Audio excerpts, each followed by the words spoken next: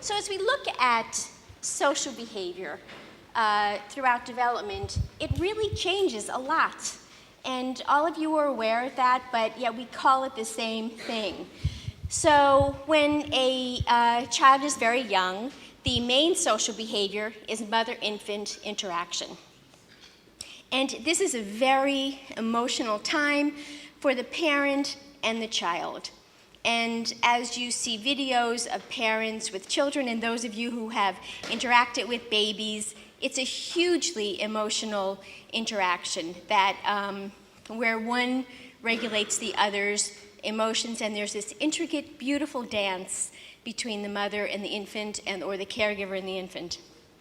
So as the child gets older and begins to crawl and walk, the social life of the baby changes, so that the child now still focuses primarily on the caregiver, the most important person in the world, but they begin to focus with other children as well.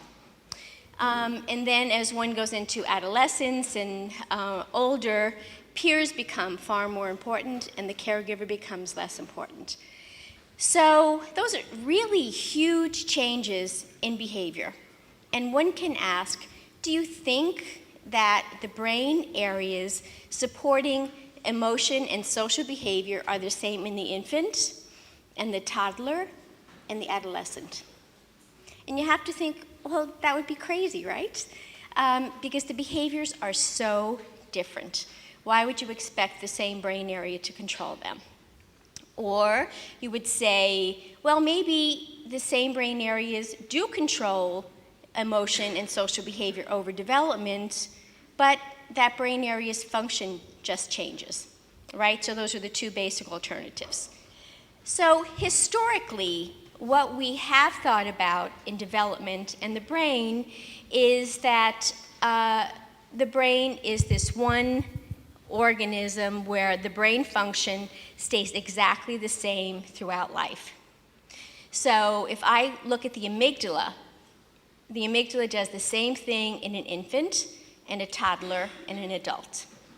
And that maybe what the amygdala can do as it gets more mature increases. And you all have heard this approach before, because you can talk about children as they hit adolescence having more reason abilities, or maybe an 8-year-old can do math now because they have brain functions that support the math ability, right? So that's a typical way of saying, yes, the brain is simply growing bigger. It can do more things. And I'm going to tell you today that that approach is right in some ways, but it's not true entirely. And what we now know is that as social behavior develops and emotion develops, that different brain areas support those behaviors at different ages. So who cares? Why is that so important? It's really important because that tells us a great deal about what kind of a drug we could give a child if they're having problems. Maybe you don't want to give the exact same psychiatric drugs to an adult and an adolescent, for example, or an 8-year-old. It also means that perhaps we shouldn't think about education in terms of the brain simply getting more complex and adding one function on top of another, but thinking, yes, the brain is acting differently at different ages, so that the neural circuitry to support behaviors actually changes. Now, this is a really, really fundamentally different way of looking at the brain. And if this is true, then that makes us reassess how we look at the developing brain and organism and the child. So, and please, we can make this informal. If you want to ask questions during the presentation, that's absolutely fine. So, if you look at what the newborn brain looks like and what the adult brain looks like, it's different in size, shape, but more importantly, it's not developed entirely. There are certain brain areas, such as the amygdala, which doesn't seem to be functioning yet. And maybe the hippocampus might not be functional yet in the infant. And certainly the prefrontal cortex, the brain area that has sort of executive function, doesn't seem to be online yet. So the brain is different. And the second thing I want you to realize from this slide is that the baby has this different brain and look at these magical behaviors that occur in the infant. So I'm sure most of you have held a baby before. And when you think about what a baby does when you hold it, I think we typically think of it, the baby as passive, doesn't have to do anything to get us to take care of them, but the baby is really, really good at manipulating us and changing our emotions. So when you put a baby into your arms, it's amazing, but the baby sort of melts into your arms, doesn't it? Doesn't he or she? And that baby will look at your face and will attend to your voice, and somehow that baby can change your emotions. And so those social signals from that what we typically thought of as helpless child is so good at changing our emotions, so much so that I can say, oh my God, this baby loves me, right?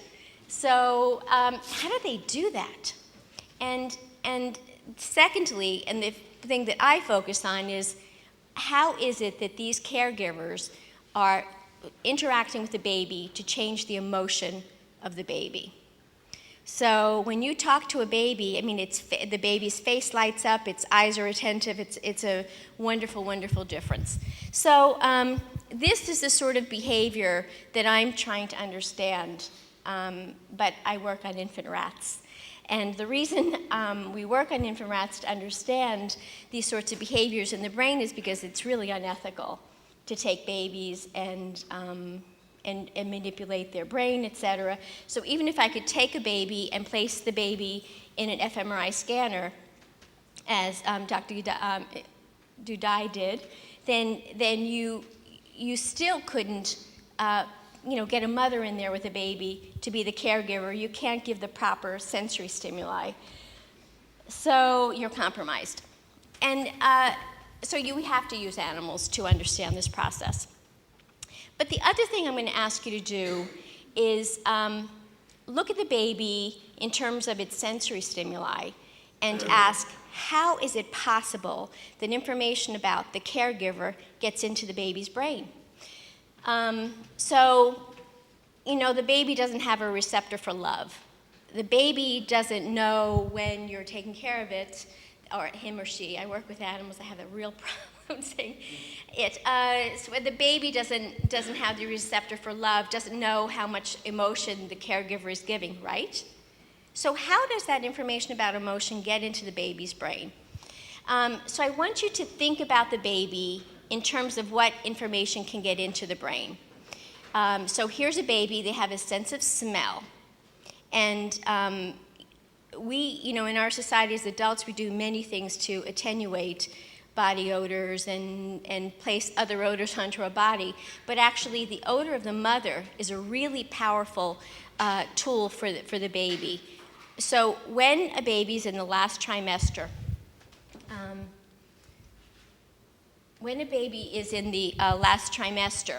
it actually is swallowing the amniotic fluid.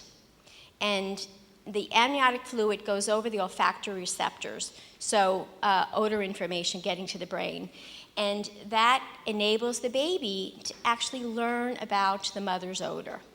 And you can do experiments where they feed the mother garlic or other odors that pass into the, or tastes that go into the amniotic fluid, and you can smell that odor in the birth process. It's that the odors of the diet become that pungent, and the baby will actually show responses to that odor as though it's a very special odor. And what that odor does postnatally actually is makes the baby stop crying. This is some work done in my lab. So the baby actually attends to that odor, will turn their head towards that odor, any maternal odor actually. But for their own mother, they also mouth to that odor. So there's very specific behaviors that the baby has learned about their own specific mother to modulate their behavior. The baby can also see the caregiver. Actually, the visual system is really poor. So if you're holding a baby in your arm, most of the world is blurry and indistinct, and contours aren't very good, but the distance between holding the baby and the mother's face is perfect so that the baby sees just the mother's face clearly. And then there's the auditory system. So actually when the baby's in the last trimester, the auditory system or hearing is working. And the baby can hear the mother's voice as it travels through her bones and into the fluid, so that the baby hears the mother's voice that way. But also when the mother speaks, the sounds can go through her belly and through the amniotic fluid to the baby's ear as well. So the baby can actually hear father's voices or other people's voices as well to get to that. So when the baby's born, it actually knows something about the auditory stimuli that it's going to hear after birth. The auditory system is also tuned for high frequency. So sounds in the voice of the mother's voice particularly are particularly processed by the baby. And finally, there's touch, which is really important to the baby. So if these are the only stimuli that can get to the baby, then obviously the emotion of love that the caregiver can present to the baby has to be through these sensory systems. So, and I can't go over this, but the idea in detail, but I'll just say the basic idea is that the type of sensory stimuli and the intensity of sensory stimuli and the patterning of sensory stimuli that the baby receives is what gets processed as a social stimulus. And that work has been done mostly on rat pups, where they can manipulate the sensory stimuli that would normally be coming from the mother and look at how that changes attachment behaviors. So it's really interesting to think of the baby in terms of input to the brain. So I want you to think about that, because this is what we have to do when we model what a baby does and think about how we can mimic that in a rat pup. So the other thing that has been really consuming my lab in recent years actually is that this attachment process occurs in the baby, whether the caregiver is nurturing and wonderful or whether the caregiver is abusive.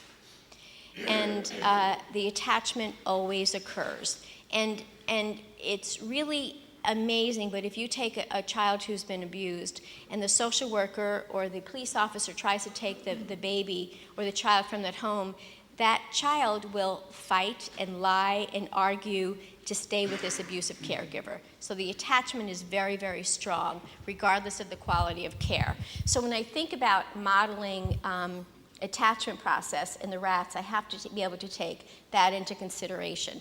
And the reason why it's so important to know this in children through animal research is because we really have to help these children that when the attachment doesn't go well. So if a child is with an abusive caregiver, this attachment still occurs. The problem is that later life, this child is greatly vulnerable to psychiatric disorders, and their emotional stability and their emotional well-being is really compromised. So what we think happens is that the sensory stimuli during the abuse, particularly during the attachment, as it taps into the social brain, makes it particularly problematic in terms of brain development, and actually goes in there and changes how the brain develops. And that's what I'm going to try to talk to you about today. And of course, I focus on the amygdala because of its role in emotion.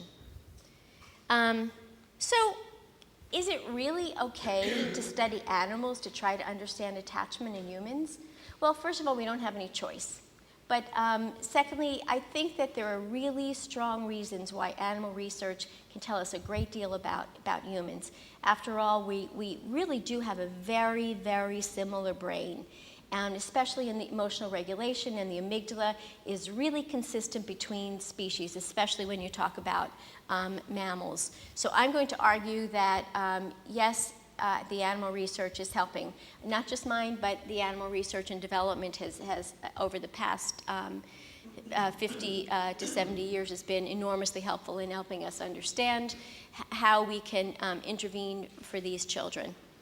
So, sometimes evolution really takes a brain process, such as emotion, and keeps it conserved. so that you can look at different species and the same neural circuitry will support that behavior. And I think with the amygdala and emotion, that seems to be the case. And I just wanted to give you a brief introduction into the history of attachment because it's so interesting. Basically, we in the 1950s, we thought, well, you know, caregiving doesn't really have that much of an effect. In fact, you don't want to kiss your kid too much. You want to keep your distance. And then germs were discovered, and they said, well, you know, you shouldn't give the kid too many germs, so don't interact with your child too much. The problem is that we then began to realize that children that didn't receive the proper care in infancy actually didn't grow up so well. So if you look at, and I'll tell you that what's really interesting is the integration of animal research and human research in the 1950s that caused a paradigm shift in our understanding of attachment and child rearing and brain development. So if you look at the very first slide where you see the goslings following the mother goose, that's called imprinting. And it was at first talked about by somebody named Konrad Lorenz, which maybe many of you have heard about. Basically, when the chicks are born, they follow the mother. And it was called an instinct. So it's just there, the genetics are there, and it just occurs at birth. What Konrad Lorenz was able to show is that something happens when the chicks emerge from the egg, that they have to learn who the caregiver is. But once they learn who the caregiver is, then they follow. So when you think about the attachment system, think about it in terms of having two characteristics. One, you have to learn who your caregiver is, so learning is a really important part of the caregiving process. And secondly, there's something about the brain so that we're predisposed to attach. And those things have to interact in terms of the attachment process. So, and also there was some work out of orphanages, actually here in Europe, where they showed that children that weren't, mostly by a guy named Spitz, who did some fabulous photographs of children when they were brought to, and babies who were brought to orphanages, who were fine to begin with, over a short period of time became more and more depressed and sickly, and some died. And the idea that he had was that it was the loss of caregiving that compromised these children. So what is so important about attachment and this social behavior and emotional regulation in early life that it actually enables us to stay alive? It's that important of a biological function. So if you look at the extreme left, on extreme right on your side, you see the primates with the mother, non-human primates with the baby and the mother together.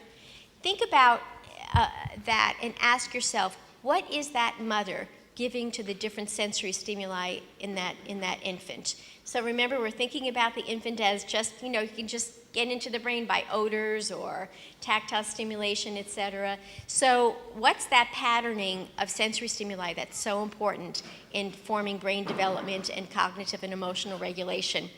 And then look to the one to the side of that where you see this infant monkey with what Harlow called a surrogate mother, where all those sensory stimuli were removed. And amazingly, Harlow did this in part to mimic taking children and placing them in an orphanage where they had the caregiver's sensory stimuli removed. And he was able to show that removing that sensory stimuli actually produced similar cognitive and emotional deficits in the non-human primate as occurs in the child, suggesting that if we can use animals to help us better understand the conditions of the human.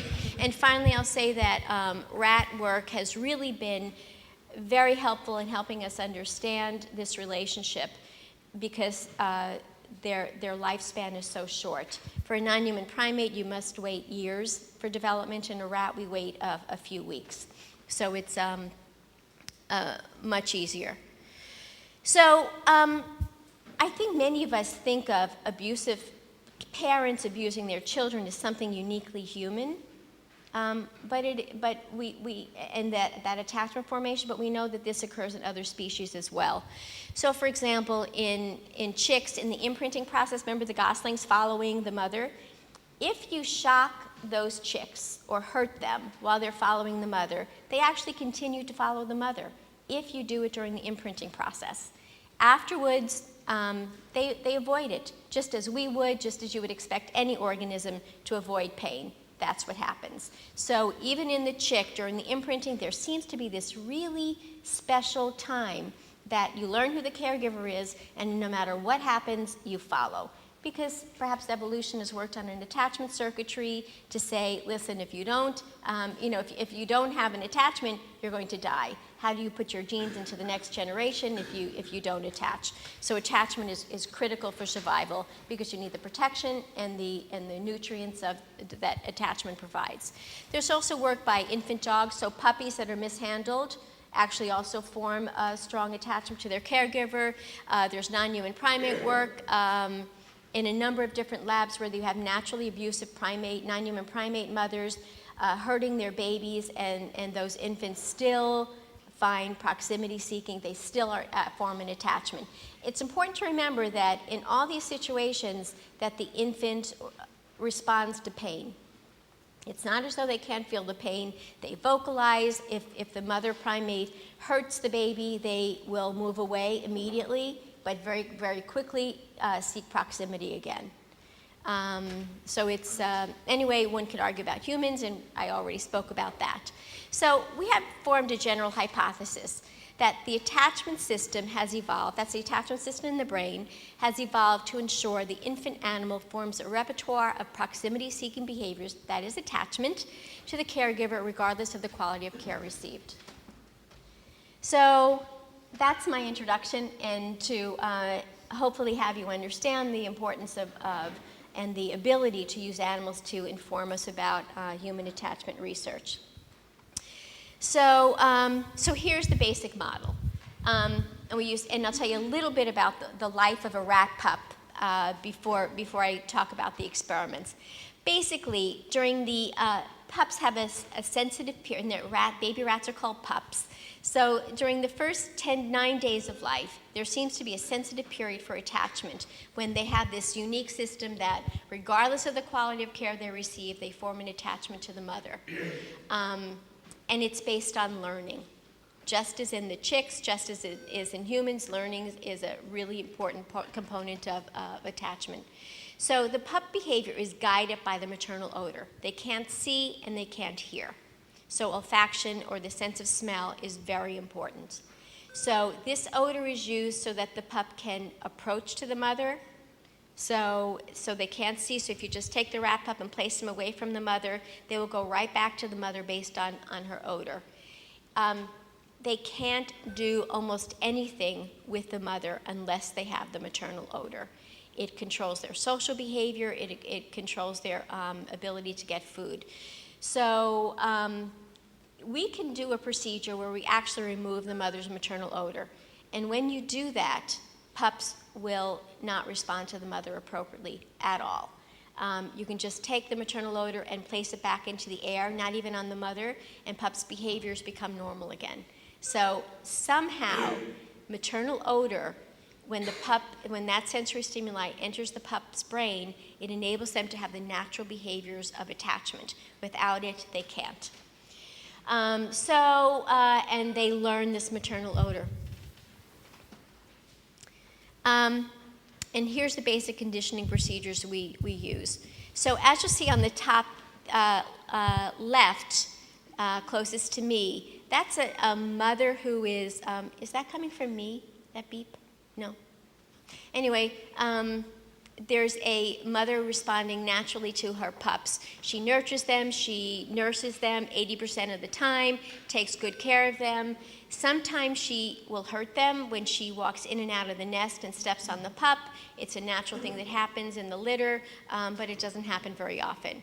And you can see on the other situation, there was an abusive mother paradigm developed by Tali Barham. And what she does is she gives the mother insufficient bedding to build a nest. And when the mother doesn't have enough nesting material, she gets really stressed and keeps trying to build nests. She'll build a nest, take her pups, carry them like this, it's a bit rough, and puts them in the nest and then keeps them there for a couple of minutes and then takes them out again and builds a new nest because it's not very good. So it's repeated rough handling, and transportation to the nest. So we have a controlled experimental procedure to mimic the nurturing mother and the abusive mother. The nurturing mother we use a classical conditioning procedure where we present a peppermint odor with stroking, sort of mimicking the mother grooming the pup. And that gives us a new maternal odor. So I can take peppermint odor, simply brush or tactile stimulation of the pup in the presence of that odor, and in 10 minutes there's a new maternal odor. It's that simple. In the abusive mother, we can give pain to the rat pup in the presence of the peppermint odor. And that's shock in a fear conditioning paradigm, and that actually produces a new maternal odor. But before, I just want to stop for a second and tell you a little bit about fear conditioning, because it's going to be a theme over the next today and tomorrow. Basically, if you look at day 2, the middle one where the rat's in a cage, what you do is you take either a sound, as Joe LeDoux does, or an odor, which is what I do, and you pair that with a shock. And you can do that, a few times. And so to begin with, the peppermint odor or the tone is neutral. When you pair it with shock a few times, the animal learns that this odor is to be feared because it predicts shock. And I think you talked about that as well in yours. So the next day, animals will freeze when they smell that peppermint odor because they're afraid of it. So what I want you to understand about this fear conditioning paradigm that I use in my lab is that it produces not fear, but a new maternal odor, suggesting that the brain emotion system and the brain fear system is very, very different across development. Now, I must admit to you that I started doing fear conditioning in rat pups and found this very bizarre effect a long time ago. And it wasn't until, and it took many years before we were able to develop this into an attachment system. You can then, if you look on a very, very neuroscience, brain science way of looking at this paradigm, you can ask, what is it about the brain that learning changes so much during development? Why would pain paired with a neutral stimulus ever cause fear learning? So what the explanation that we came up with was that we're tapping into the attachment circuitry of the rat, and we were able to use naturalistic stimuli from a natural mother herding the baby rat in the presence of that peppermint odor and get the exact same thing. And I'm not going to talk too much about the neural circuitry, but the neural circuitry activated is the same thing, and Jacek will actually talk a little bit about that in his presentation as well. So when you see all these different paradigms, understand that this is a very, very unique function of the brain in an infant rat, and enables us to ask, well, is the infant brain simply an immature version of the adult brain, and as it gets more complex, it just gets adult function? Maybe, and sometimes, but this illustrates clearly that the brain is designed so that whatever age you are, you're good at that age. You survive at that age. So the infant brain is designed to be a great infant, not a incomplete adult. And when you think about the brain that way, you say, well, of course, different brain areas are doing different things because the life of the animal is different at different stages of development. So the two tests that we use, as you can see illustrated here, is a Y-maze test. And that's simply asking, does that animal like that odor? It's a very simple test to use, so we use it most of the time. But the more complex test that we use is mother-infant interaction. And so when we use a manipulation, we can ask, okay, did this odor still become a maternal odor? And that will be a theme in the next slides as I try to give you some of the science. So I wish I had a pointer to help you through this very complex slide. It's the one complex slide I'm going to show you. Basically, let me just tell you actually, and don't look at the slide. So those of you who are neuroscientists can look at the slide. Basically, if you give the animal natural maternal odor, one, they approach it. They want to go near that maternal odor. Secondly, the maternal odor in a test where you remove the natural maternal odor, and then your manipulation is put this new maternal odor in there.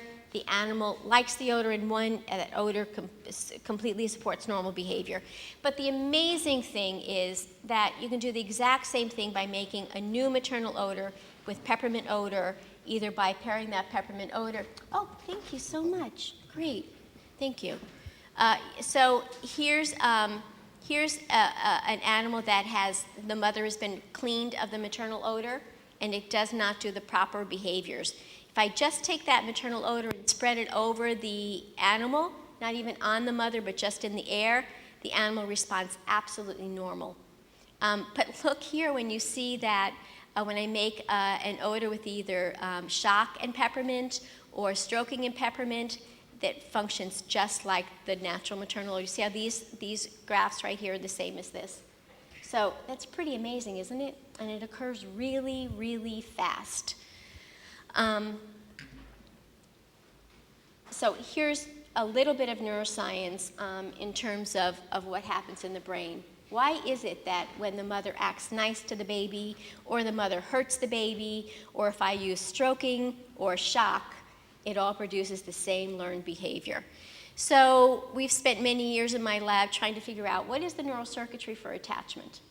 And this neural circuitry for attachment is activated regardless of the type of, whether it's pain or pleasure associated with the odor. Basically, the infant rat has a very different locus coeruleus. This is the part of the brain where a lot of the norepinephrine comes from.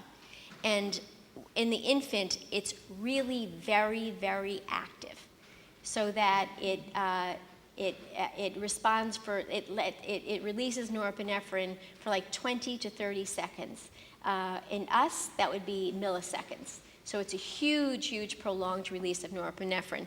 So whenever the pup gets activated by either shock, or the mother stepping on it, or stroking, it activates the locus coeruleus to release a huge amount of norepinephrine into the olfactory bulb. And the only thing you need to make a new maternal odor is simultaneous presentation of the peppermint odor and huge amounts of norepinephrine from the locus coeruleus. This goes away at 10 days of age. And then at 10 days of age, this unique learning system goes away. And it goes away because the locus coeruleus becomes like an adult locus coeruleus. And it stops responding for 20 to 30 seconds. It responds for milliseconds. But what the other thing I really want to tell you about is why wouldn't the amygdala enable these animals to learn fear? If you have peppermint odor paired with pain, as Joe LeDoux has shown, you should get fear learning. Why aren't these infant animals learning fear? So it's a little bit complex, so I'm going to give you the big picture first. So basically, there's a sensitive period for attachment during the first 9 days of life. Remember, I just showed you a slide that says the attachment circuitry goes away, right? Because the locus coeruleus becomes adult-like. What then happens, though, is that the infant rat goes into this, what we call a transitional sensitive period, where they can begin to learn fear. But under certain circumstances, the attachment circuitry is reactivated, and this older animal becomes just like the baby animal. And what I'm going to tell you is that what happens when the animal is learning fear, that the amygdala comes on, and when they're learning attachment, the amygdala is suppressed. And it just so happens that maternal presence suppresses the amygdala. And why would maternal presence control the brain so much that it actually stops a brain area from functioning? So before I answer that question, let me just take you a little bit through the history of how we found that amazing result. So the first, and tells you a little bit of the process of science. So initially we said in a very, very simplistic way, okay, the rat pup can't learn fear, the amygdala must not be mature yet, right? That old type of thinking where the brain becomes more complex, a brain area comes online, and you get that function. And our data fit that explanation, actually. So here's an animal where odor shock conditioning is producing odor preference or attachment, in a very young animal during the sensitive period. You take an animal after 10 days of age, so after the locus coeruleus is acting like an adult, and sure enough, odor shock conditioning produces fear, and it uses the amygdala. I'm not going to describe this neural technique, but I will tell you that it's 14C, 2DG autoradiography, but we've also done this with FOSS and electrophysiology, so a number of different techniques. The amygdala just doesn't seem to work during the sensitive period, and the amygdala does seem to be functional in fear conditioning after 10 days of age. So, and here's a complex table. So before you look at this table, let me just say to you that the mother can turn on and off fear conditioning because she suppresses the stress hormone corticosterone. But we didn't know that yet, so that's the naturalistic explanation for it. But basically, we were looking at the stress hormone corticosterone because it's really, really low in infant animals. And there was some work out there suggesting that corticosterone was really important in turning on and off fear behavior in infant rats, somebody named Takahashi. So the first thing we did is, okay, maybe if we inject a very young animal when it's learning this weird attachment thing, maybe if we just inject them with corticosterone, we can turn on the fear circuitry. And actually, that's exactly what happened. So if we give them the stress hormone corticosterone, they learn fear just fine. And the amazing thing is it turns on the amygdala. So here's sensitive period animals. Their neural circuitry for attachment is the olfactory bulb and the locus coeruleus, and that produces the attachment. If we inject the animal with corticosterone, it completely switches the pathway of the stimuli within the brain. And what we see is that the olfactory bulb doesn't even change. What changes is the posterior piriform cortex and the amygdala, and you get fear. So it isn't that the amygdala is immature and can't work. It's simply that the amygdala needs corticosterone to be functional in the infant animal. What's really interesting is that if you raise a rat pup with an abusive mother, their corticosterone levels naturally increase. So they actually have their attachment circuitry turned off early because of those high levels of corticosterone. So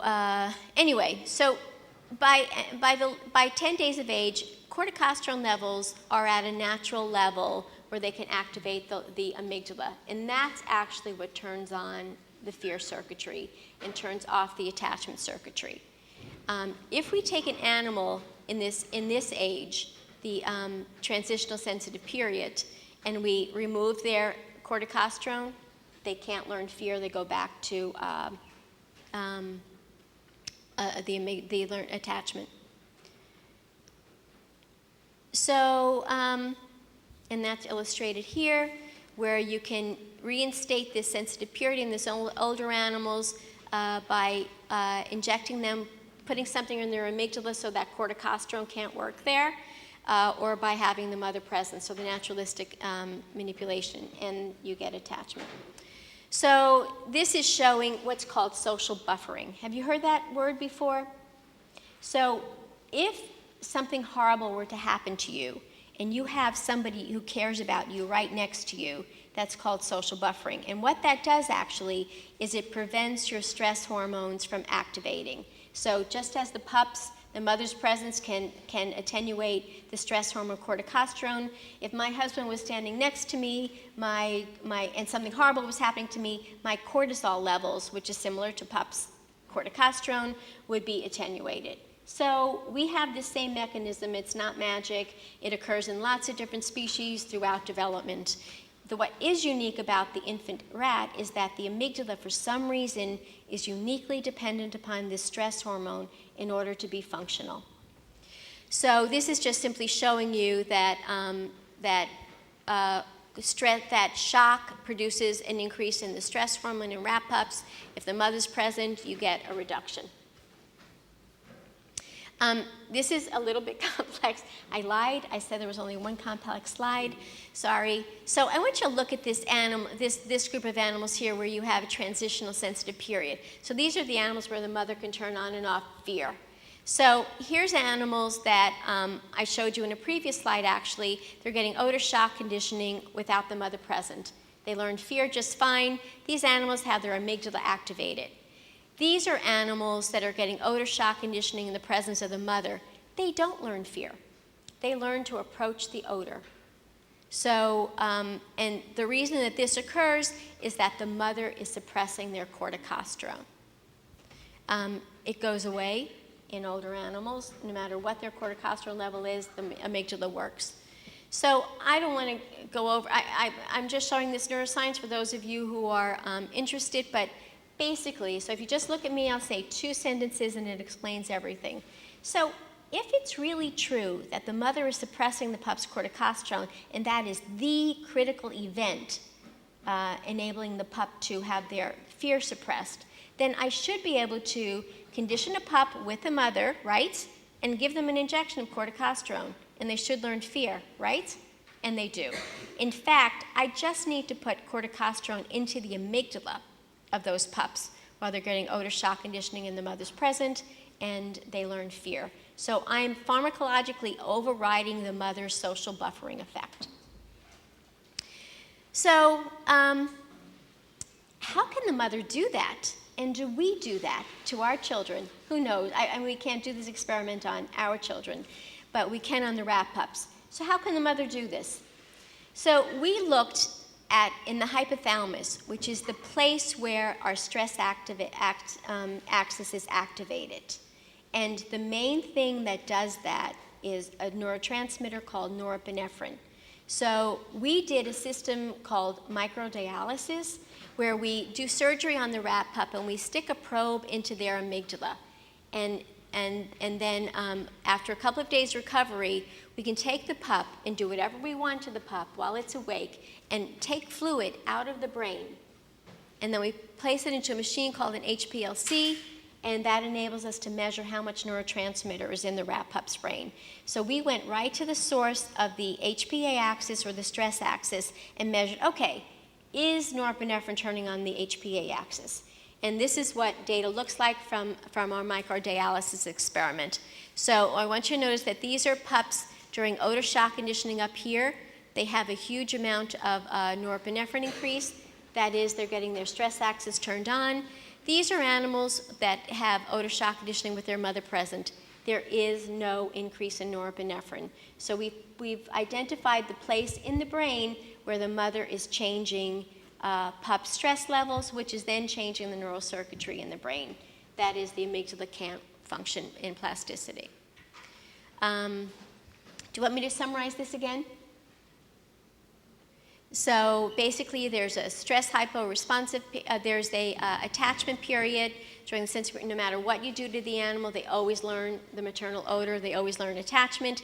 Then as pups are getting older and they're walking in and out of the nest, there becomes a time when they can learn fear, but they can't learn fear with their mother present. And then they get old enough and the system goes away and they're always like an adult where they just learn fear. Whether the mother's present or not, they can't learn, they will never go back to this attachment circuitry. Why does this occur?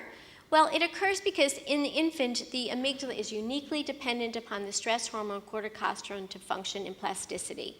So the attachment circuitry is dependent upon this. There are very low levels of the stress hormone corticosterone. It just so happens at about 10 days of age that the stress hormone levels are increasing sufficiently so there's enough corticosterone around for the amygdala to have plasticity and the pup can learn fear. During this time, the mother can socially buffer this response. So if the mother's present and you do something like shock to the pups, their stress hormone level goes down to the very young levels. So that's the system. So I've just told you that attachment occurs, a huge emotional time in the pup's life, and the amygdala isn't working. So obviously some other circuitry is supporting the emotional behaviors associated with attachment in the infant rat. But if the amygdala isn't involved, why are amygdala-dependent disorders, and we've shown that in our other work, a consequence of early life abuse? So something must be happening to the amygdala, even though it's not learning fear. And that's what one of the major things we focus on in my lab. So this is a technique called microarray, where you take out a piece of the brain and you can measure over 10,000 genes expressed in the brain. It's a marvelous piece of technology. And what we found from this procedure is that when pups are learning an attachment, they have dopamine gene suppression. When they're learning fear, their dopamine gene expression increases. Importantly, dopamine is a really important neurotransmitter for plasticity in the amygdala. We also use microdialysis. Again, that is, we took fluid out of the brain and measured what kind of neurotransmitters are there. In this case, we looked at something called norepinephrine. Dopamine rather. And this is pretty amazing results. So here's an animal during attachment. This is what the amygdala is doing in terms of dopamine. If it's learning an attachment, it's this red line where you get this huge decrease in dopamine. So remember that dopamine is really important for plasticity in the amygdala, yet during the attachment phase, it's actually being lower. Maybe the brain is actually doing something to make sure that there's no fear learning occurring. Look at the animal learning odor shock conditioning and fear. There's this big increase in dopamine, the substance that you need for plasticity in the amygdala. So in summary, very early on in life, there's a sensitive period for attachment. Actually, we know that this is a very vulnerable time, not presenting this work, for later life depressive-like behaviors in our rats. Then the pup goes into this transitional or conditional sensitive period when they learn fear if they're alone, but they learn attachment with the mother. And then as they grow up, and actually animals look pretty fine when they're young. What does happen, unfortunately, is that later in life, after weaning, they show increased depressive-like behaviors. They actually show decreased fear expression with a hypo-functioning amygdala. That is, their amygdala functioning is suppressed. But they also show decreased social behavior associated with too much activation of the amygdala. So it's really not important. You really can't say, well, early life experience will change the amygdala in this one way. The early life experiences change the amygdala in very different ways, dependent upon how the amygdala is being used. And remember, we talked about the amygdala is really this very, very complex brain area that does many, many different things has very many different parts. I didn't talk about, how am I doing with time? Yeah. I just will tell you that these behaviors can be repaired by presenting the odor that was paired with attachment, either the natural maternal odor or the peppermint odor. And these are my collaborators. Anyway, I should stop. Thank you so much.